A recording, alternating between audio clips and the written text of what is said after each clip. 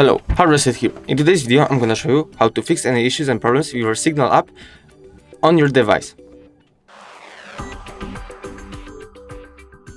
So first what you want to do is go up to the Play Store, go up here, find your Signal app and check if you have the newest version. No, not here. If you have the newest version, that means you have the open bar. But if it's not and you have the update available, that means you have here the update bar. After you updated your app and still get some issues, I'm gonna show you two more ways how to fix it. So first way is go up to the settings, go up here, find your Signal,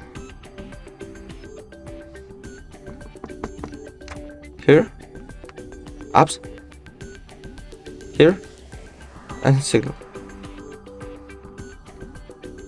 right there, and permissions, and just allow them all.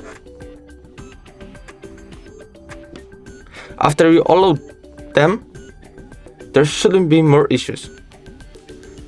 But if you still have some issues, I'm gonna show you two more ways how to fix it.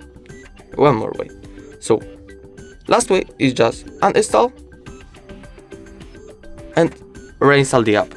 After this, there shouldn't be more any issues. If the video was helpful, please leave a like and subscribe. Bye.